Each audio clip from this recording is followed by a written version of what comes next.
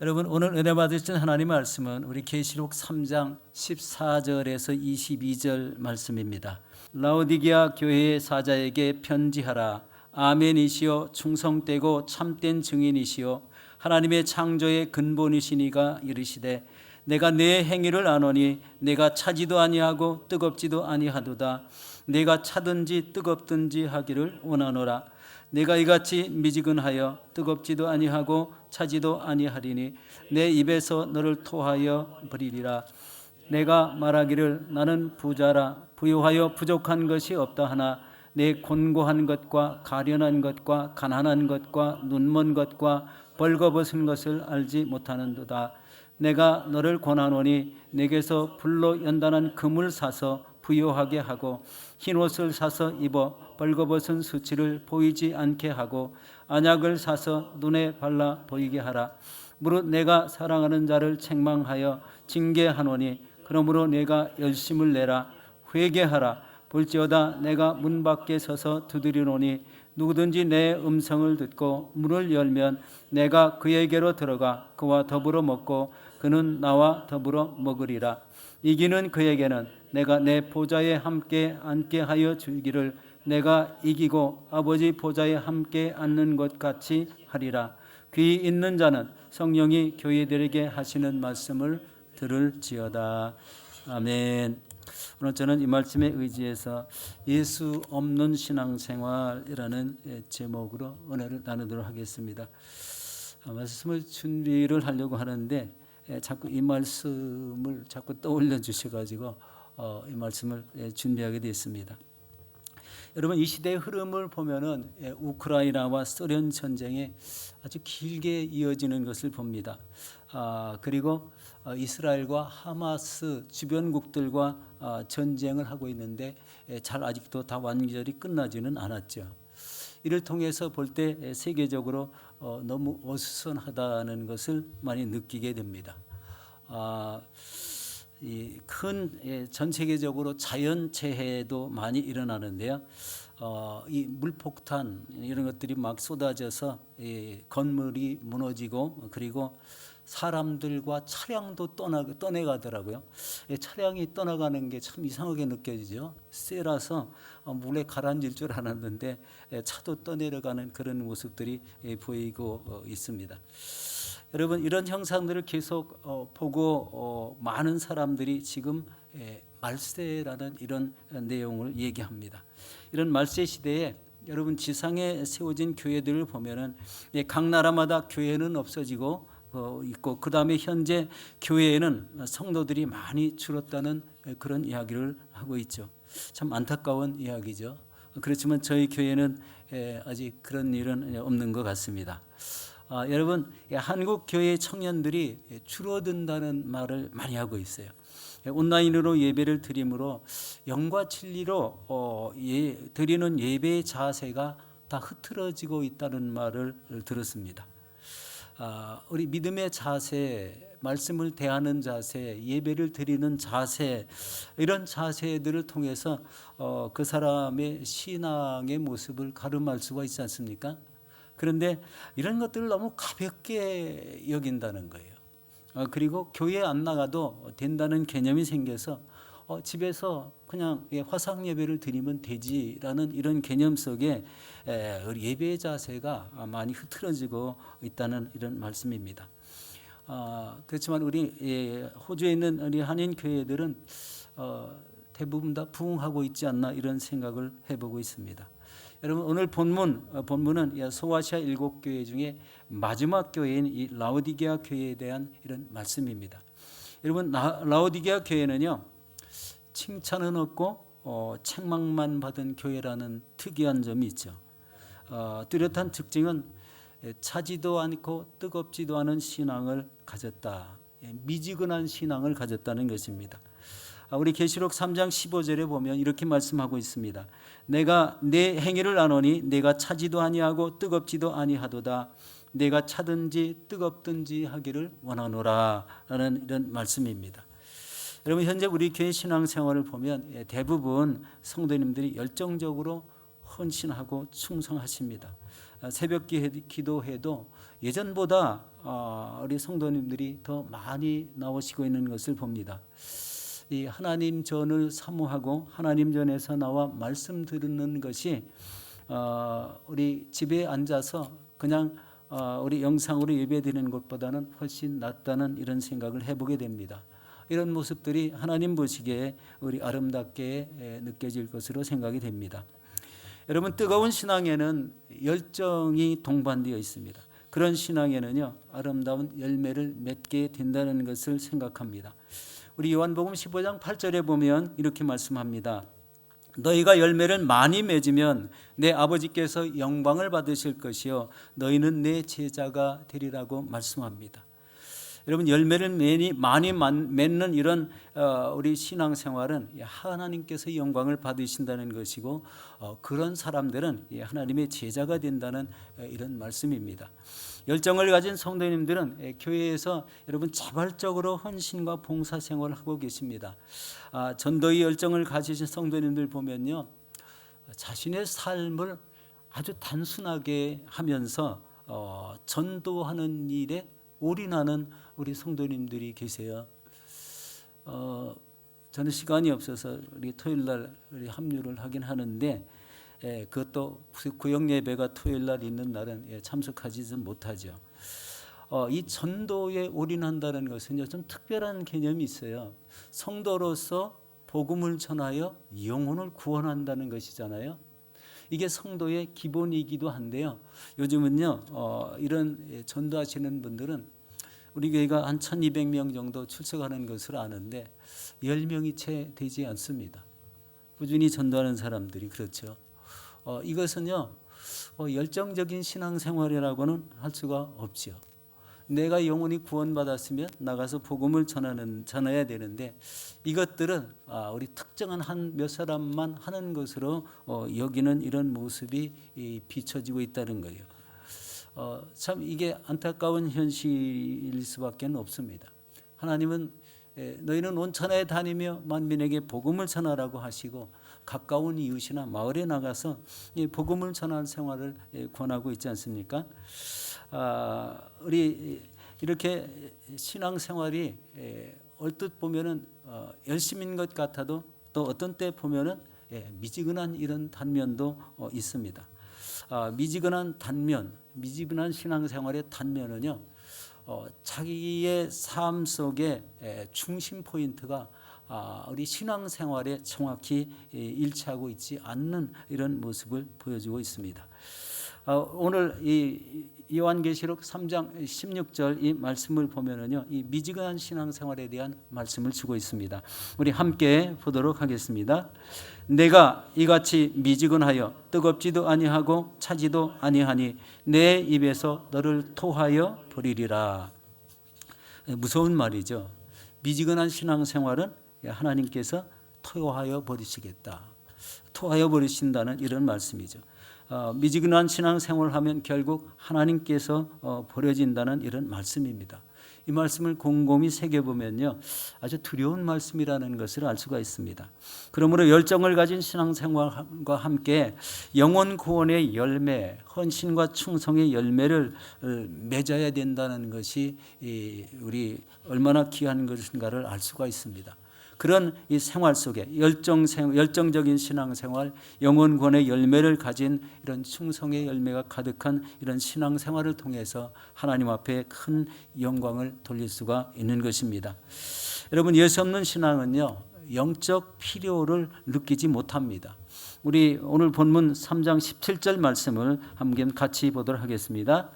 내가 말하기를 나는 부자라 부요하여 부족한 것이 없다 하나 내 곤고한 것과 가련한 것과 가난한 것과 눈먼 것과 벌거벗은 것을 알지 못하는도다. 여기서 부자와 부요는 원어적으로 보면은 플루토스라는 이런 말씀인데요. 이것은 부요하다는 이것을 강조한 그런 말씀이죠. 여러분, 라오디게아 도시는요, 부자 사람들로 구성된 자만심과 긍지로 가득 찬 그런 도시였다는 거예요. 이 도시는 의류 및 모직물을 제조하는 도시이고 그 다음에 은행과 금융 중심의 도시였다고 합니다. 일반 도시들과는 좀 특이한 점이 있습니다. 부유하다는 거예요. 가난한 사람이 거의 없다는 이런 말씀입니다. 여러분, 이 도시는 영적으로 가장 불쌍한 도시가 된 것은 하나님의 교회가 있음에도 불구하고 그 교회에서 온전한 예배 생활이 되지 않는다는 것입니다. 그 부유함 때문에 예배 생활이 되지 않고 교회에 모이는 인원도 한정적이고 그리고 영적으로는 아무 진보가 없는 그런 신앙을 가진 사람들이었다. 다시 말하면 영적으로는 부유하지만 믿음이 없는 불쌍한 교회다라는 것을 말씀하고 있습니다. 여러분, 그리스도를 믿지 않으므로 구원이 없는 신앙생활을 한다는 것은 정말 어리석은 것이지 않습니까? 자신이 진정으로 누구인지를 모르고 신앙생활을 하고 있다는 것입니다. 이 물질의 부유함이 하나님보다 더 귀중한 것 같이 느껴지는 삶을 살고 있다는 것입니다. 이것이요, 이때 당시에 라오디게아에 살아가는 모든 사람들의 특징적인 그런 모습이었어요. 당시 사람들이 집안이 부유하니까 교회에 나올 때면 멋진 옷을 입고 나왔을 것이고 생활에 여유가 있으니까 부족할 게 없는 이런 모습으로 살았다는 것입니다. 그런데 여러분, 이런 도시에서 무엇 하나 부족할 것이 없이 살아가는 사람들이 교회에 와서는 무엇을 했을까라는 이런 생각이 들지 않습니까? 제가 얼핏 드는 생각에 이런 생각이 들었어요. 예수 그리스도를 믿으라고 전도를 했을까요? 이거는 잘 안 됐을까라고 생각되지 않습니까? 전도라는 개념이 이 부유한 이런 삶 속에서 다른 사람의 영혼을 우리 긍휼하게 여기는 그런 마음이 없었을 거라는 이런 생각이 들지 않습니까? 그러므로 예수 믿으라는 이런 전도를 하지 않았을 겁니다. 두 번째는 예배 생활에 최선을 다했을까요? 참 아니라고 생각이 되는 거예요. 어떤 예배 생활이냐면 이 믿음이 부유해야 되는데 물질적으로 육체적으로 부유한 이런 삶을 사니까 예배 생활에 최선을 다하지는 못했을 것이다. 이렇게 저녁 예배에 나오고 새벽 예배에 나오고 주일 예배에 나오고 그리고 말씀을 상고하며 그 뜻대로 살려고 노력하고 애쓰고 이런 기도하는 모습으로 살아야 되는데 그런 모습이 보여지지 않았을 것이다. 신앙생활에 최선을 다하지 못했을 것이라고 이렇게 생각이 됩니다. 그 다음에 하나님 전이나 우리 세상에 나가서 영혼을 구원하는 이런 헌신되고 충성된 삶을 살았을까요? 전도하는 삶을 살았을까요? 그것도요, 잘 얼뜻 보면은 우리 성경에도 이 전도를 했다거나 영혼 구원을 위해서 힘썼다는 그런 내용이 전혀 없습니다. 그러니까 부유한 그 삶 자체로 만족하다 보니까 영적인 모든 삶은 잘 하지 않았다는 것을 생각해 보게 됩니다. 또 생각나는 것이 이런 거잖아요. 말씀과 기도의 삶을 과연 살았을까?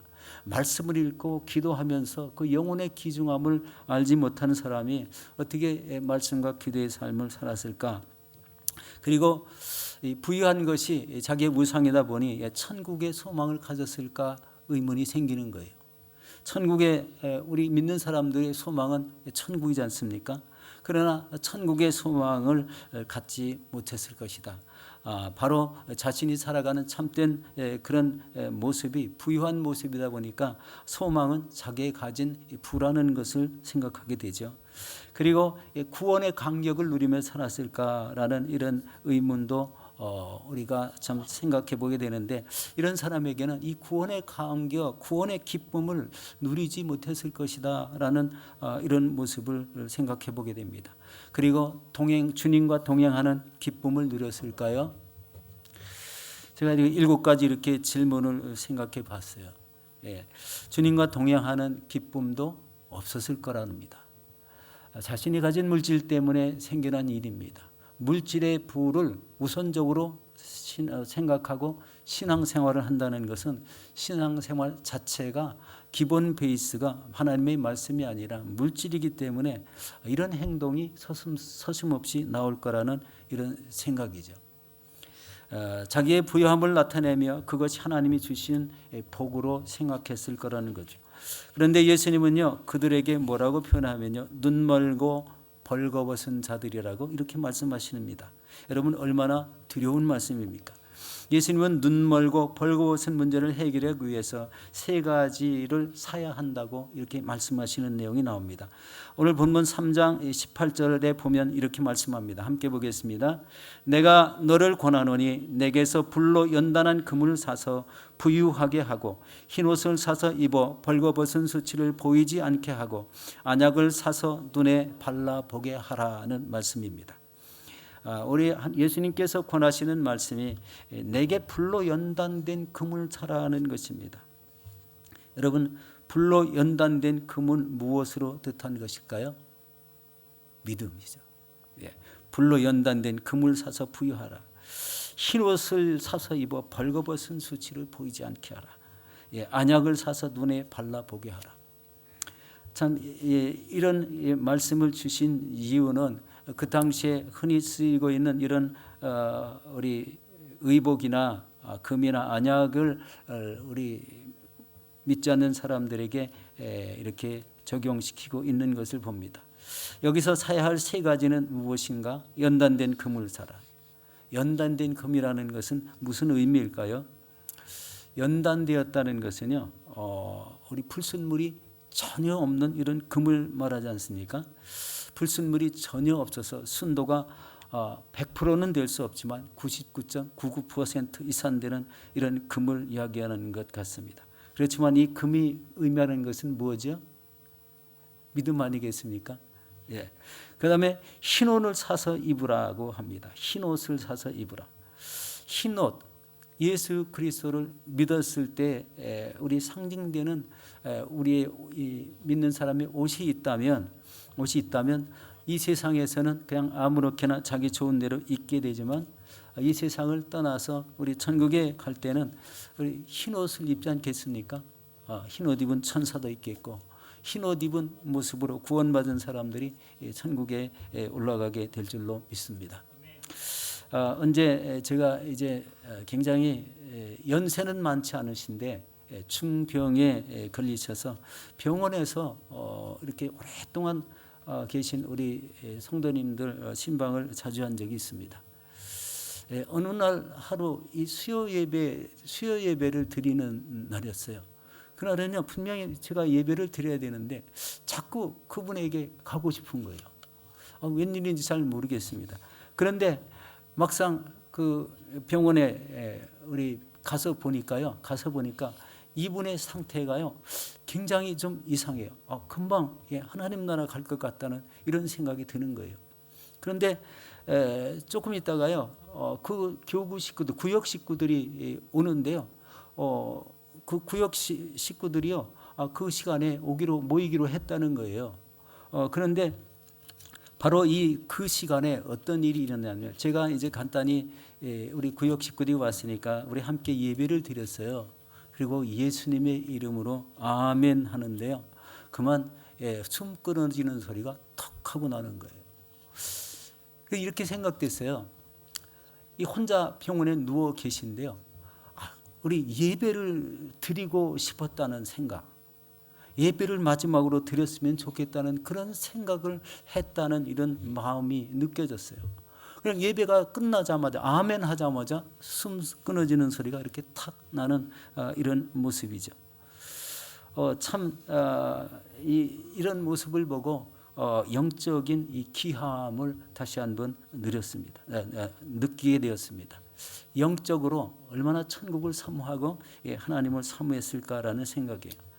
그분의 가정 생활은 여의치 않았어요. 굉장히 좀 쉽지 않은 그런 생활인데 중병에 걸리다 보니까 바로 그런 모습으로 어째 하나님 나라에 가는 것을 봤습니다. 여러분, 이 영적인 가치, 인간의 영적인 가치가 가장 중요한 것은요, 바로 뭐죠? 그 영혼이 예수를 믿고 구원을 받는 그런 가치가 있습니다.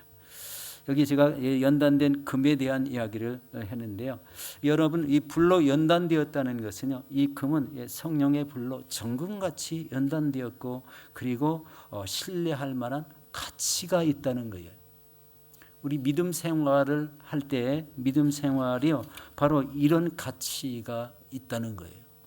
하나님의 그 믿음으로, 말씀으로 연단되고, 이 세상 것은 다 버리고 하나님의 일을 우리 힘껏 감당하는 그런 모습을 바로 이 불로 연단된 금이라고 생각할 수도 있다는 겁니다.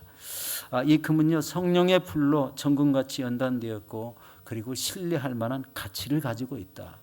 바로 우리 믿음 생활을 하는 사람들이요, 바로 이 불로 연단된 이런 신앙을 갖고, 그리고 이 성령의 불로 정금같이 연단된 그런 신앙의 가치를 가지고 있다면, 이 땅에서 그 성도님들 통해서 하는 모든 일들이 놀라운 그 은혜로 나타나게 되고 열매로 나타나게 될 수 있다는 것입니다. 우리 교회도 이런 영적으로 귀한 이런 성도님들이 참 많습니다. 자신의 일은 뒤로 하고 하나님 전에 나와서 열심히 헌신하고 충성하는 모습을 보이죠. 자신의 일보다 하나님 전에 사는 일을 더 귀중히 여기면서 우리 헌신하는 분들, 바로 이런 분들의 신앙은 영적으로 아주 부요한 이런 신앙을 가지고 있다라는 것을 생각해 보게 됩니다. 여러분, 영적인 부요는 오직 하나님께로부터만 얻을 수 있다는 데 있습니다. 주님으로부터 흰옷을 사서 입어 벌거벗은 수치가 보이지 않게 하고 안약을 사서 눈에 발라 보게 하라는 이런 말씀을 주고 있습니다. 여기서 여러분, 흰옷은 의의 옷을 상징하지 않습니까? 거듭났을 때 입혀지는 옷, 왕의 아들의 혼인잔치에 초청을 받은 사람들이 입는 옷이라는 것입니다. 그리고 흰옷을 입지 않는 사람은 초청의 대상이 되지 않습니다. 구원받은 성도가 아니기 때문에 그렇습니다. 그런데 의외로 바로 이런 구원을 받았다고 착각하는 성도도 있다는 것을 우리 많이 깨닫고 있습니다. 신앙생활에 그 열심을 보면은 금방 깨닫고 느껴지는 게 있어요. 예배 드리는 것을 그 깊이 있게 생각하지 않고 예배가 드리는 즉시 쏜살같이 나가시는 분들이 있어요. 이런 분들이 다 신앙생활이 나쁘다는 건 절대 아니에요. 이 성도들과 충분한 교제가 필요하고 하나님 전에서 열심히 헌신할 것이 없을까, 충성할 것이 없을까, 평일에는 예수 그리스도를 증거하고 전도하는 이런 모습이 어떨까라는 이런 깊이 있는 생각을 하지 않는 것 같은 느낌이 들잖아요. 예배 드리고 쏜살같이 나가는데 어떻게 그런 생각을 했겠나라는 이런 생각을 해보게 됩니다. 여러분, 이 19절에서는요, 19절에서 19, 20절에서 이렇게 말씀하죠. 물은 내가 사랑하는 자들을 책망하여 징계하노니 그러므로 내가 열심을 내라 회개하라. 볼지어다 내가 문 밖에 서서 두드리노니 누구든지 내 음성을 듣고 문을 열면 내가 그에게로 들어가 그와 더불어 먹고 그는 나와 더불어 먹으리라. 여러분, 19절에서 예수님은 사랑하는 자들을 책망하여 징계한다고 말씀하고, 그리고 내가 열심을 내라 회개하라는 이런 강력한 말씀을 주고 있습니다. 여러분, 이 말씀은요, 예수님께서 문을 두드리시는 이유라고 생각이 됩니다. 우리 사람의 마음, 성도의 마음을 두드리시는 그런 예수님께서 바로 열심을 내라, 회개하라, 바로 이런 말씀 때, 이런 모습 때문에 문을 세차게 두드려도 이 라오디게아 교회의 문은 열리지 않았다는 이런 말씀을 하고 있습니다. 여러분, 20절에서요, 예수님께서 혼자 교회 문 밖에서 오랜 시간 이렇게 문을 두드렸는데 그 교회 안에는 예수를 믿고 따르는 이런 성도가 없다는 것을 알 수가 있습니다. 우리 오랜 시간 교회의 문을 두드리고 있었는데 그 안에 있는 성도라면은 누가 예수님이 아닌 다른 사람이 문을 놓고 해도 금방 열어야 되는데 예수님이 노크를 해도 오랫동안 문을 열지 않았다는 이런 말씀은 어떤 의미를 가지고 있을까요? 여러분의 마음속에요, 예수님께서 마음의 문을 계속 노크할 때가 있지 않겠습니까? 혹시 여러분 그런 것을 느꼈습니까? 예수님이 내 마음을 자꾸 두드려서 자꾸 어떤 생각을 주시는 거예요. 전도하는 생각을 주시든지 하나님 전에서 어떤 모습으로 신앙생활을 하라는 이런 모습을 우리 보여주신다든지 이런 생각을 할 때 이런 것을 체험할 때요, 우리 이 마음에 우리 예수님께서 노크하신다는 겁니다. 요즘 이제 마지막 때라는 개념이 성도에게 나타나는 것들이 첫 번째로 느껴지는 게 전도하는 분들이 너무 적어졌다는 거예요. 아까도 말씀드렸지만 10명이 채 못 돼요. 그런데요, 끊임없이 계속 전도하시는 분은 참 극소수입니다. 그것이 왜 귀중하다고 느껴질까요? 다른 사람의 영혼을 자기 영혼과 같이 귀중하게 느끼고 있다는 것이지 않습니까? 바로 예수님 같은 마음을 품고 우리 믿지 않는 영혼들을 대하고 있다는 것을 볼 때 바로 이렇게 다른 사람들에게 이렇게 더 굳건한 믿음을 가질 것을 권면하는 이런 신앙은 또 하나님을 믿지 않는 영혼들을 우리 전도하는 신앙은 아주 귀하고 복되다는 것을 알 수가 있습니다. 여러분 20절 하반절에 보면 이렇게 말합니다. 누구든지 내 음성을 듣고 문을 열면 내가 그에게로 들어가 그로 더불어 먹고 그는 나와 더불어 먹으리라고 이렇게 말씀합니다.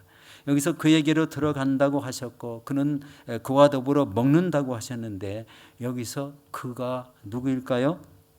여기서 그에게로 들어간다는 것은 바로 라오디게아 교회로 들어오신다는 의미이고 그리고 성도에게 들어오신다는 그런 의미지 않습니까?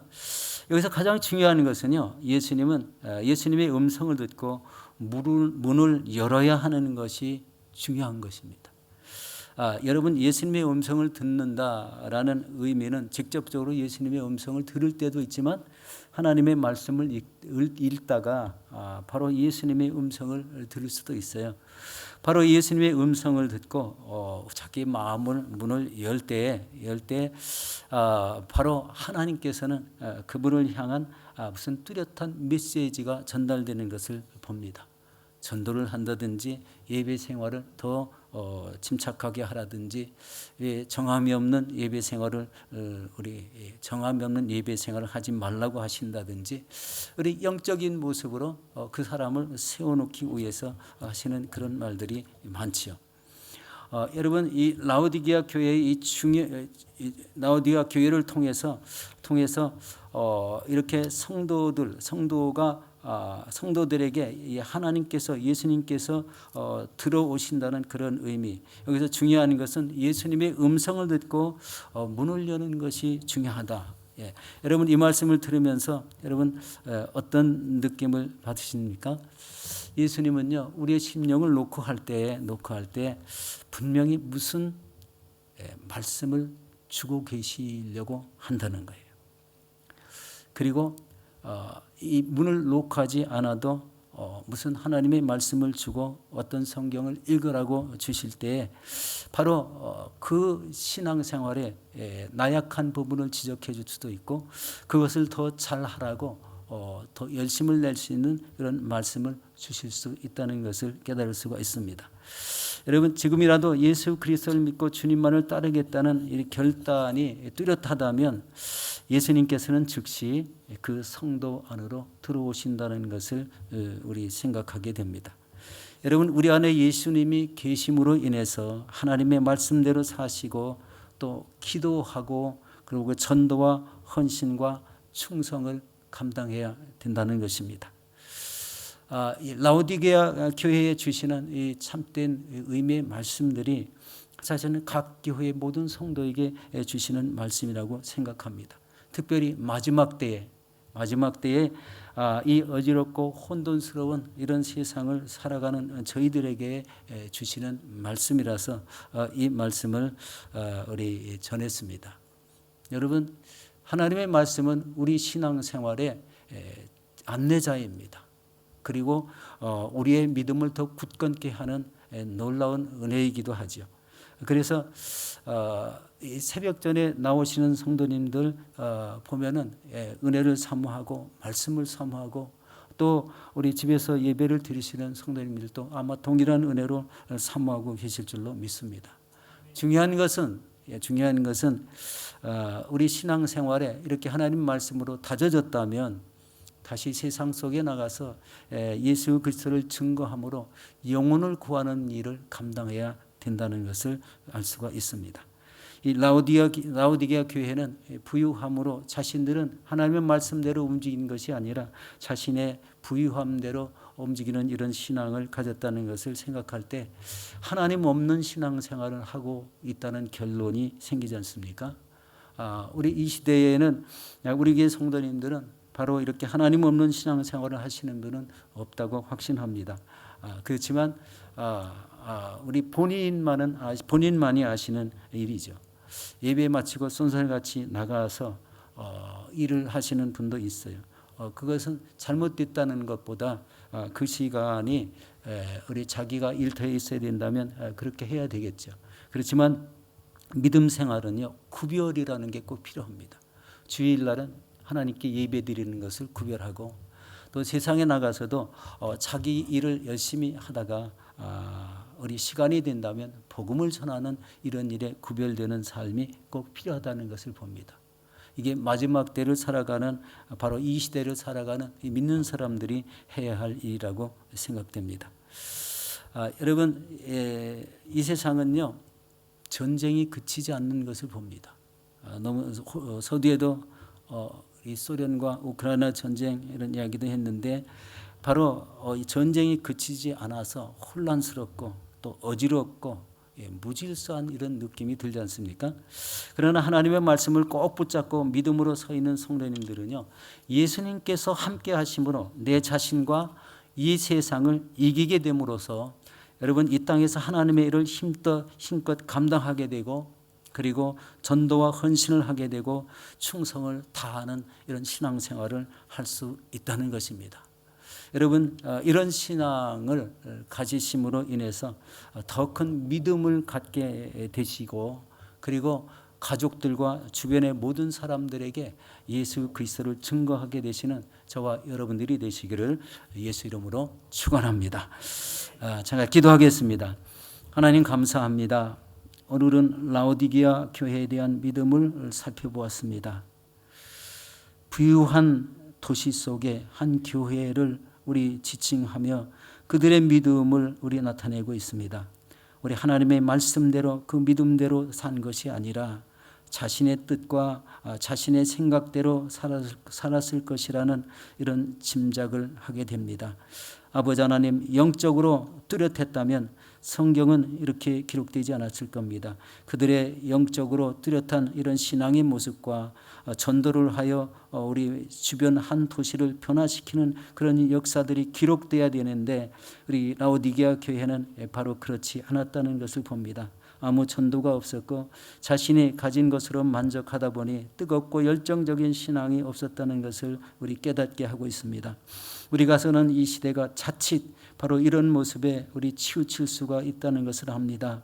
우리 코비드로 인해서 우리 예배 생활이 온전치 못하게 진행되다가 지금은 다 풀렸지만 더욱더 뜨겁고 열정적인 신앙을 다시 회복하여서 우리 이전과 같은 놀라운 우리 영혼 구원에 앞장서고 하나님 전에서 헌신과 충성을 이뤄내는 이런 아름답고 복된 우리 성도가 되기를 원합니다. 우리 교회가 이런 성도로 가득 찰 때 더욱더 우리 헌신하는 모습이 뚜렷해질 것이고 영혼을 구원하는 모습이 뚜렷해질 것이고 이를 통해서 교회는 날마다 부흥성장하는 은혜의 역사가 일어나게 될 것입니다. 바로 이 시대 속에 아버지 우리의 믿음을 가다듬고 다시 한번 하나님 일에 정진하고 또 영혼 구원에 앞장서는 귀한 사명 잘 감당할 수 있도록 인도하여 주시옵소서. 감사하며 예수님의 이름으로 기도하옵나이다. 아멘. 여러분 한번 찬양을 한번 해보도록 하겠습니다.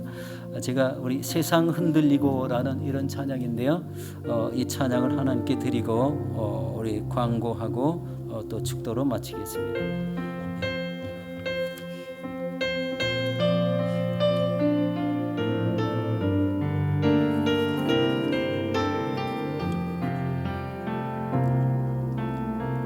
세상은 들리고 사람들은 변하여도 나는 주를 섬기리. 주님의 사랑이 영원히 변하지 않네. 나는 주를 신뢰해.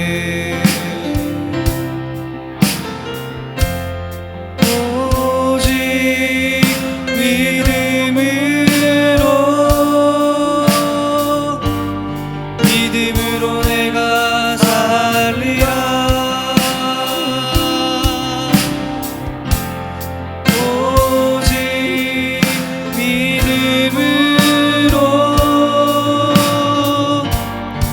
믿음으로 내가 살리라. 믿음은 들리고 사람들 주를 떠나도 나는 주를 섬기리. 주님의 나라는 영원히 쇠하지 않네. 나는 주를 신뢰해. 오직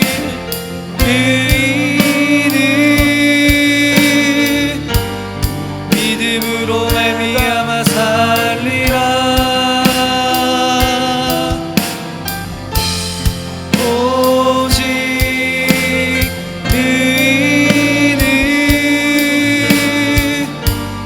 믿음으로 말미암아 살리라.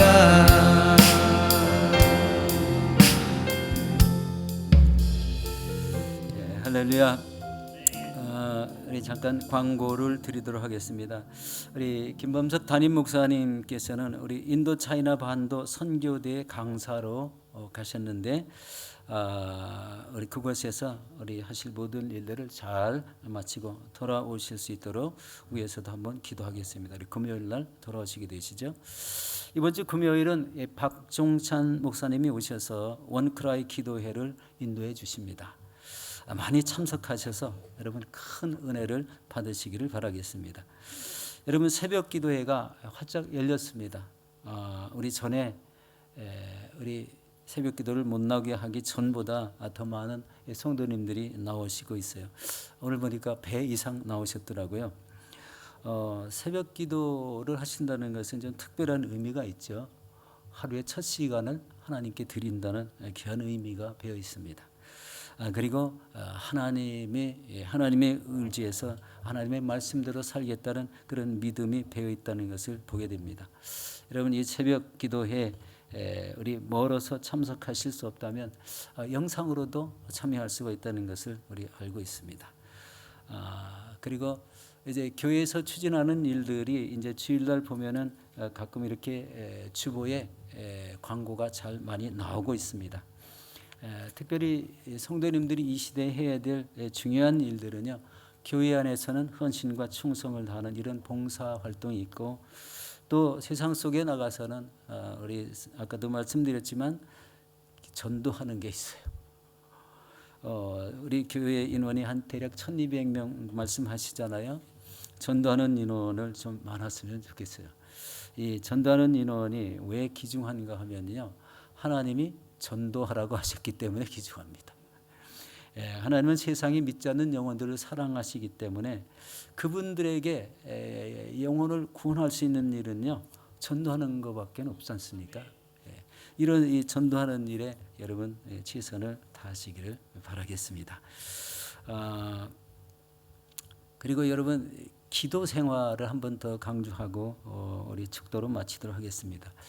여러분 기도 생활은요, 우리 신앙에 좀 뜨겁게 하는 요소도 있지만요, 하나님과 깊은 교제를 하는 그런 요소가 있지 않습니까?